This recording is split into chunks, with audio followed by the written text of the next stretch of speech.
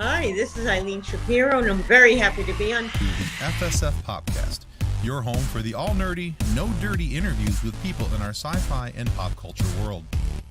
Our guest today is an amazing rock celebrity journalist, a featured celebrity correspondent for Get Out Magazine, Louder Than War, Huffington Post contributor. She's also an author and a PR superstar. Her name is Eileen Shapiro, and we have her here to talk about her new book. It's called Waiting for Adam. And we get to follow Eileen in that book on her international quest to meet and interview her biggest obsession, Adam Ant. So I'm very happy and excited to welcome Eileen Shapiro to Pop Culture Addicts. Hello. Thank you for joining us, Eileen. Thank you for having me. Yeah, very excited to have an opportunity to sit down and talk with you. You and I have talked a lot over the last couple of months on email and things along those lines. So to have a chance to sit down and talk with you a little bit here face to face is kind of cool. I was going to say, it's nice to have a face to the name after so Eileen is doing this and Eileen's doing that. Now we get to see who you are. I know, and I feel the same way. We've been talking. It's good to meet you. Absolutely.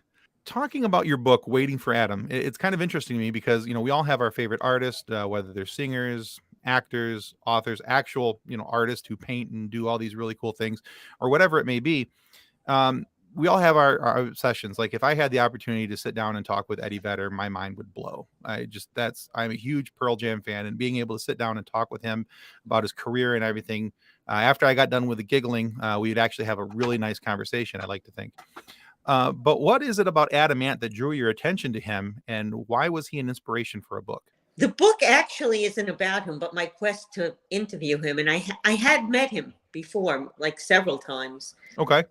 When I was growing up, Adam Ant was on MTV, and he was absolutely gorgeous. And then all of a sudden, he disappeared. And then all of a sudden, after 17 years, he reappeared. And that's what intrigued me the most, that he actually reappeared, started his career almost from scratch, and was then again selling out auditoriums and coliseums and stuff.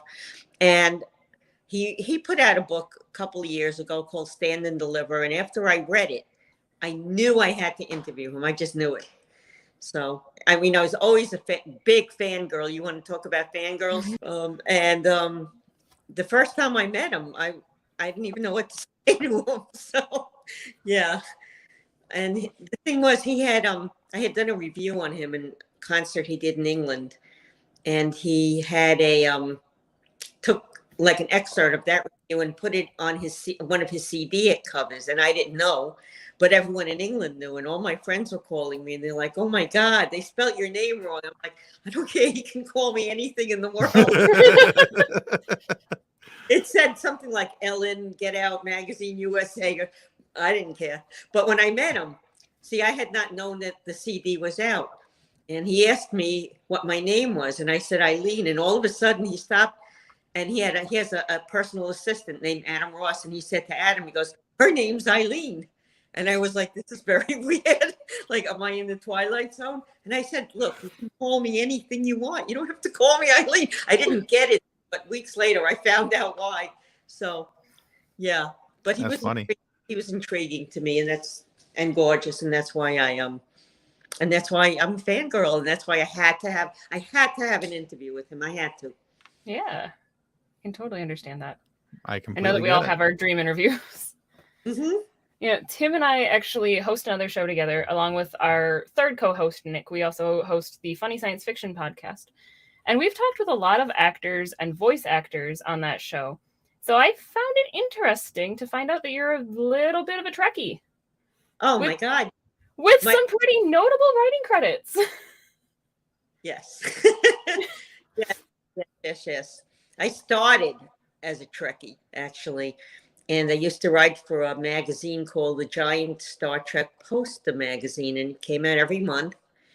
And then Valentine approached us along with Paramount and asked us to do the Star Trek Federation medical manual. And at the time, I think I was 16, and I just started nursing school in college. And I was the only one that had medical knowledge. So they're like, Eileen, you have to do this. You have to write. So I did. See, I love it. That was actually where I was going, was how did you land such a cool job? That is really cool. Actually, I was not actually a fan so much of Star Trek, but a fangirl for Leonard Nimoy or Spock. I'm not sure which, but I liked one of them. So I discovered a store in the city at that time called the Federation Trading Post, and it was a whole Star Trek store. So of course I had to go in it, and the guy that owned it and I became very good friends, and then writing partners. So that's pretty much how. And then we all went to the conventions. I used to do the question and answer, like the trivia quiz things, on these big conventions, which was cool because Star Trek fans can tend to be a little bit, I'm not going to say nerdy, but a little bit They're a little detail oriented. Yeah. Just a little bit. So it was kind of fun. Here I was, in love with Leonard Nimoy, not really that much in love with Star Trek, but it was fun. I had a blast. So I'm just over here with my Chekhov Funko Pop. I was like, I couldn't tell which one you'd held up there, but I knew it was something Star Trek related. He's cute, but for some reason my green screen wants to project onto his yellow shirt, which makes me sad. But he's so cute. So I have a secondary question coming from Kathleen's question there about that. So did you have access with, like carte blanche access with Roddenberry and all of, because CBS tends to be a little tight-fisted when it comes to anything Star Trek related. How much of their blessing, Paramount's blessing, did you have with this? It all had to be approved, and they came to me. So right. It wasn't something that I had to say, oh, please let me do this. They came to us and we did it, and Paramount of course approved it, and then Ballantine wound up distributing it. There's actually 2 editions.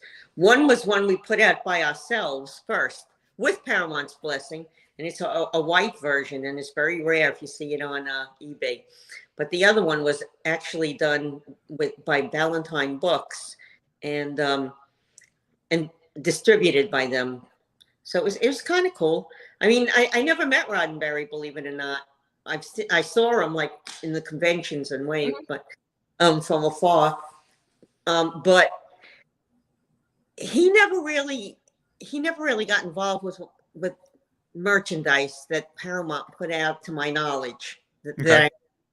And especially as far as our merchandise. And years and years later, matter of fact, the last Star Trek movie, they actually used my book as a reference for Vulcan Anatomy or something. That was that's cool. Yeah, I got to interview the director, yeah, that was kind of cool. So, that's awesome. Mm-hmm. So, yeah, that's awesome. But I never got into. I wrote the book, I designed the book, edited it, whatever you want to call it, and then after that, it was out of my hands. So. Understood. Mm-hmm. Yeah, I asked that because on Funny Science Fiction, we had the opportunity early on to interview a fellow by the name of Dayton Ward, he does a lot of the extended universe writings for Star Trek, and he also does some work on their Lower Decks TV show. And talking with him about how into it the fact checkers and everything gets and all that kind of stuff. It was kind of an interesting process. So I was just kind of curious about that, what your experience was, but that makes sense to me, what you said there. So, well, my very first ever in life of a celebrity ever was Leonard Nimoy. So, I mean, I didn't do it for the money or anything. I just did it for the glory. So, most of the time, the magazine wasn't all that factual because it didn't have to be. It was more profiles on the actors and actresses. Sure. That did Star Trek, but the book had to be a little bit more, centered. Yeah. But hey, if you're going to get started in a career of celebrity interviews, what a way to start with Leonard Nimoy. Yes. So everything I've read about him was just he was an incredibly kind and gracious man. So that what a way to when get started. We interviewed Robin Curtis as well, and she talked about how amazing he was, how sweet he was. He was the nicest man on the planet. He really was. And because here I was, a 16-year-old girl. I kept him on the phone an hour. When I finally did get to meet him, he goes, I remember you. We did that very lengthy interview. So. You made an impression. That's great. No, that's cool. You were not soon forgotten. Excellent. All right. So, Eileen, I'm kind of curious about other portions of your career because you've been kind of all over the map as far as what you do, what you've gotten to do, the people that you've been able to talk to. experiences that you've had, and even just a cursory look over your social media accounts kind of shows people all the things that you do and the things that you have the ability to be involved in. But I'm curious though, out of all the things that you do, if you had to choose just one portion out of your portfolio, if you had to choose something, whether it was being a journalist, a celebrity interviewer, author, or having to do something with PR, public relations, is there one of those things that you feel is, out of all of them, takes first place for you and is the thing that you do best? Well, I love doing PR and I love my clients and I love all the people I meet to death, but I am a writer, so that, I guess, if like God came down and said you had to pick one, it would be that, I guess. But I mean, I love writing, but most of the stuff I write is about my clients and relating to PR. So, I have the best of all worlds. So You do. I will admit to that. I am like the person on the planet. I really am. And I use the law of attraction. I just think of someone I want to interview, and the next day or a couple of days after, or in Adam's case, 6 years after, it happens. So, there you go. Mhm. Well, I'm a firm believer of if there's no such thing as a stupid question. If you don't ask, you don't get. I agree. So, the worst that somebody can do is tell you no. I send out interviews for, requests all the time. I mean, people I would love to talk to. Don't always get them. Sometimes you do. I'm always stoked about the ones that say yes, because everybody there's not a single person that we've requested to have on this show that we've taken on just because. There's always a reason why we want to talk to them. There's something special about that person that people who follow pop culture and who want to know more about pop culture would be interested in hearing about. And so I'm always stoked when somebody goes, yeah, we'd love to have, be on the show. And this person would love to be on the show. And then Kathleen gets my excited, text message of, oh my God, they said yes. So, So speaking of your clients, we've done interviews with a lot of them lately. Leland Sklar, Stephen Perkins, April Rose Gabrielli, Randy Edelman. I mean, these are some big names that we've gotten to talk to just because of you. But have you considered taking some of your clients and forming them into your own super group? Yes. Mm-hmm. Matter of fact, we just had a huge event in New York, and I was trying to get Randy Edelman to play with Leland Sklar because they have played before. Mm-hmm. Okay. And it just didn't work out because Leland's wife was sick or whatever. But I always try to do that. I always get Scott Page from Pink Floyd to play with all these people. Yeah, we do it all the time. I mean, it's not even a dream. We do it. We do it. We do a jam. Whatever. We had a party in April at Sue Wong, the designer Sue Wong's house. Oh yeah. Mm-hmm. I had Scott Page there. I had Will Champlin. His dad is Bill Champlin from Chicago. Mm-hmm.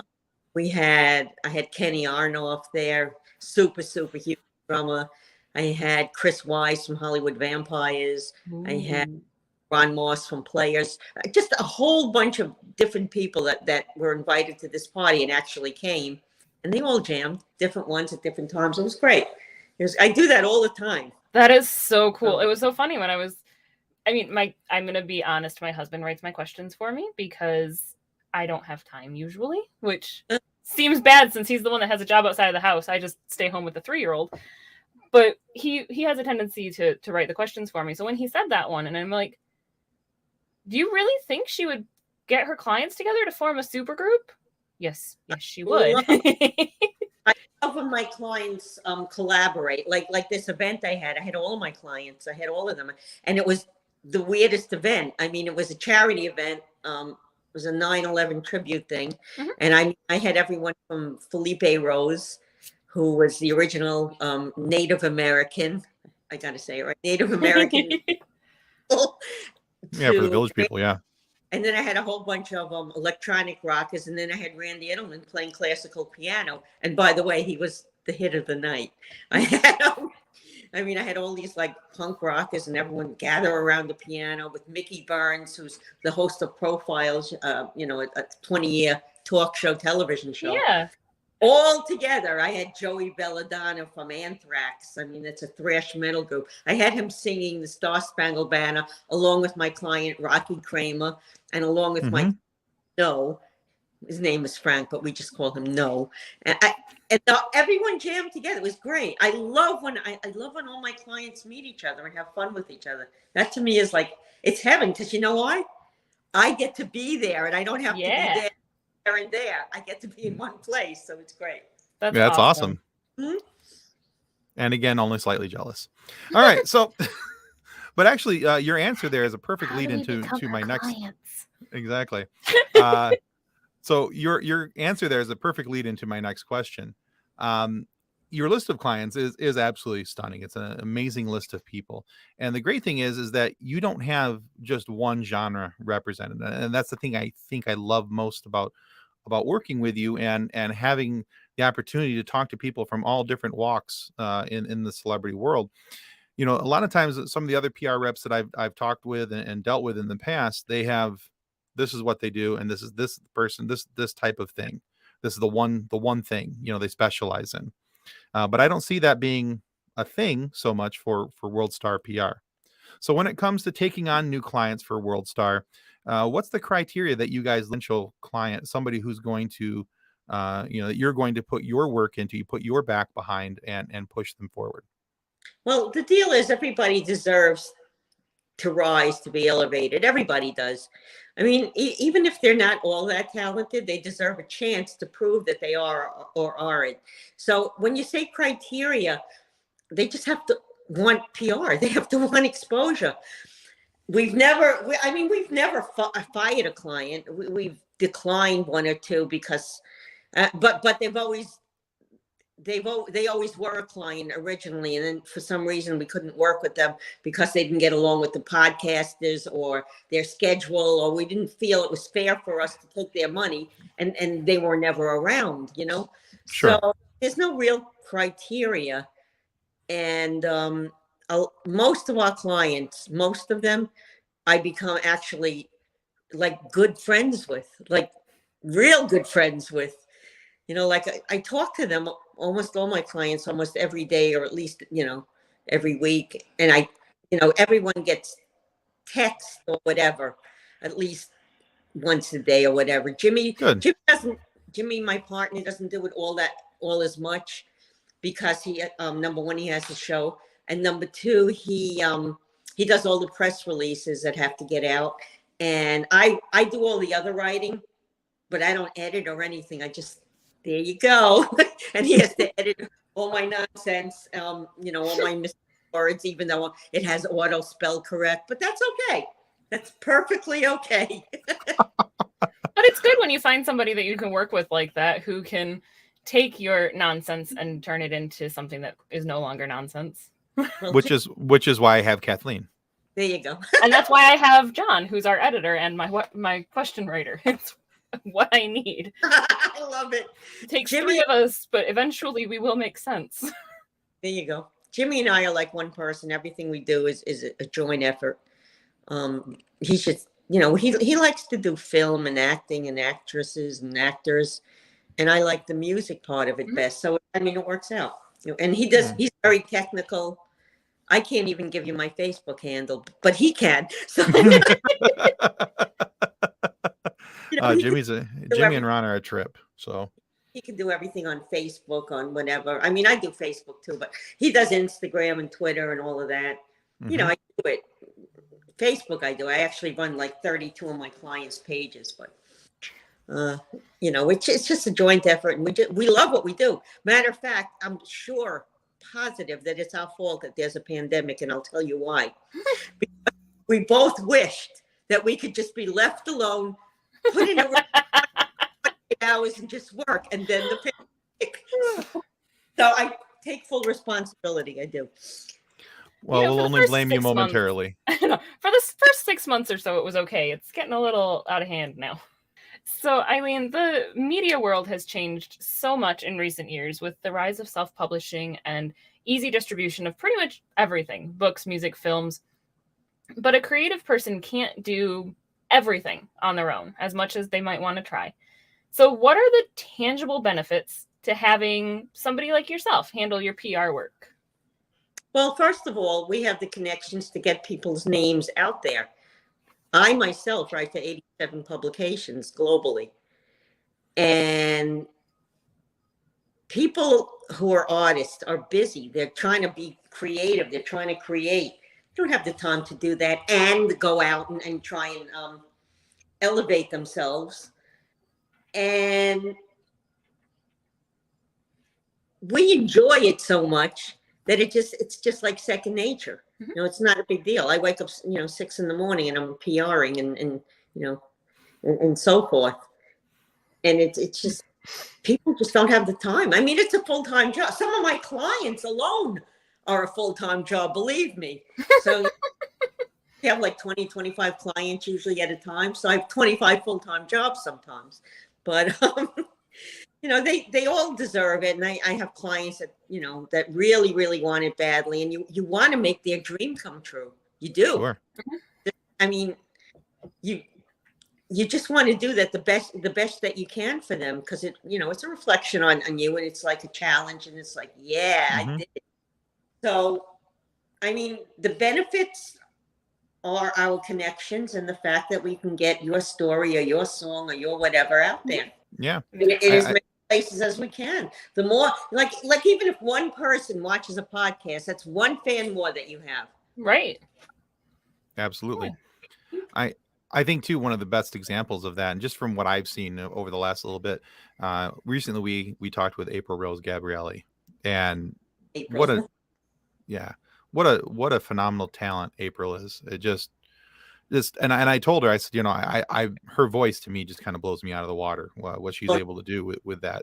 But I think, one of the biggest, and I'm not saying that it has nothing to do with her talent, but you guys have really helped position her and prop her up and get her into the right channels in front of the right people and doing all these things where she's able to get noticed, where I think maybe some other independent artists may have struggled to get some of the recognition that she's gotten.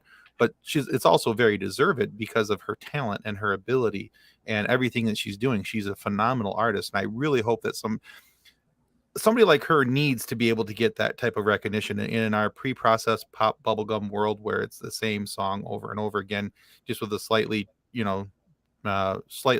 altered bass line, where it's all these processed lyrics and vocals and everything, where you have somebody like her coming along where there's an actual voice and talent. It's amazing to see. And so it's good to see her getting the push from you guys that you guys have been giving her. So kudos to her. Kudos to you guys too. April's a super talent, and she's under, I need to mention this, she's under the management of MD25 Entertainment, which is a man named John Valesco, who everything he touches turns to gold. He used to manage it back in the day, Tina Turner. So I mean, it doesn't get better than that. So we're it's not only Jimmy and I, it's a team. It's a team effort. And sure. I don't want to ever take all the credit, because it's deserving, but we take their lead and do what we can, and they take our lead, and vice versa. But April deserves it. So talented. She was so sweet to talk to too. She was so polite. Yeah, she was a hoot too. So great. She's just great. She's she's a superstar, totally. And she's gonna be a real superstar. You just watch, like, huge. Yeah, she's climbing. There's no doubt about that. I have no doubt. Mm-hmm. And it'll be fun too when she does climb, and we're like, "Hey, look at that! We interviewed her first." But even when she does, and I say, "April, do me a favor. Go talk to Tim and Kathleen again." She will be right there, because that's how she is. She is. Yeah, I can see that with her. Yeah. Most of my clients, by the way, are like that. I don't really have any divas. I have some that are a little more difficult than others for reasons, but no one's a diva. No one ever says no to me. No one says, "Oh, only one person watches that show." They just listen to me, and I'm so fortunate, because I never have, altercations with them, and I never have. My biggest problem sometimes is scheduling, because I put someone on the show, and then someone else needed them on the show the same day. So that's my big, huge issues, which is nothing. So I'm very lucky. I have like the hugest people, like Leland and Randy Edelman. Like Randy Edelman will go on anything I tell him, and he's like phenomenal. He's huge. He's a composer, like a world-renowned composer, conductor, and film scorer. You know, I have to say, I was so excited when we talked to Leland and we talked about my daughter. She just turned 3 and he's like, go give that baby a hug for me. And I'm like, okay. yeah, Like, that's like the coolest. he's so like that. He's so like that. He's another one of the nicest people on the planet. You know what? All of my people are the nicest people on the planet. Yeah, I was gonna say, Just attract nice people. I was gonna say, good people attract good people. That's kind of the way it works. Right, though. I absolutely think that's so right. So speaking of people that you've attracted into your life, you've covered. Well, the list is too long to count, but any celebrity or rock star that I can think of, artist and author, you've talked to them, you've interviewed them, you've written all these different articles, you've written books, you've been part of all these different magazines and things, and there's no sign of slowing down anywhere on the horizon, and I think that's awesome. But with all of that, there comes all that experience, there comes life lessons, there comes things that we've gained along the way that help project us and keep us moving forward into the future. So for you, Eileen, what is the single greatest life lesson that you've learned along the way that helps you each and every day in your work for WorldStar PR? Honestly, I read the book The Secret, and The Secret works because it never not works. That's my life lesson. That's my life lesson to everybody. The Secret, or the law of attraction, or whatever you want to call it, you manifest things and it happens. And that's how I live my life. It never not works. Anything I want. All right. I can go with that. That's solid advice. One more thing, stay away from negative. And that sounds like a cliche or whatever, but negativity takes up so much energy. So never go near negative. It just doesn't work. So there you go. No, I like it. Both are solid pieces of advice. All right. So Eileen, I have read that you like starting your interviews with a certain question because it helps ease people into the discussion to get them talking. But I want to end with that question. So Eileen, what is your favorite color and why? Well, my favorite color has to be fuchsia. And why? Like my hair. And why? Because it's the happiest color on the planet. It just makes me happy. And everybody on the planet, man, woman, dog, looks great in fuchsia. They really do. Mm-hmm. I haven't tried it yet, but I'll take your advice on that one. No, listen, do it. Definitely do it. I was actually, as soon as you said it, I'm thinking about it, and I'm like, even my redheaded brother-in-law looks good in fuchsia. See? It's true. Everyone looks good in fuchsia. It makes you happy. Certain colors make you happy. I'm not against it. I don't think I've ever tried it. So I'll try anything once. So yeah, why not? I had actually Randy Edelman, who's you've interviewed him. I actually made him do his hair pink fuchsia. Ooh. And it was temporary, but he did it, and I was like, yes, Randy, and you look great. So yeah. I actually just got my husband a very, very bright pink shirt, about the same color as your hair, but it's got the Golden Girls on it, and they're all wearing sunglasses, and it says "Stay classy." I love it. He hasn't worn it yet. Make him but wear it. He has it. I know. I'm thinking tomorrow when he gets home from work, I'm gonna be like, "This one. You're wearing this shirt today." Kathleen, take a picture of it and send it to me. I will, definitely. Next company outing. There we go. Yeah, Eileen, thank you so much for being on the show with us today. So this is the part that Tim told you about, where you get to talk about yourself. So where can our viewers and our listeners go to find out more about your work and what you've got coming? Okay, well, I do have a website, and it's called eileenshapiro.rocks. And that's pretty much everyone I've interviewed and all the events that are coming up. I have Facebook. I can't tell you what it is. It's Eileen Shapiro, but I can't tell you how to get it. I have Instagram, and that I think is Eileen Shapiro 3, and my Twitter I also think is Eileen Shapiro 3. If you need PR services, we're WorldStar PR, and I have no idea how to get in touch with us. But my partner Jimmy Starr is a good way because he's all over the place. Mm-hmm. And I think that you guys covered it all except for one thing. Oh, what did we miss? My new book is called Waiting for Billy, And I have not interviewed Billy Idol yet, and he's on my bucket list. So Ooh. if anybody out there has, and I've met him a million times, but if anybody out there has a connection, call me.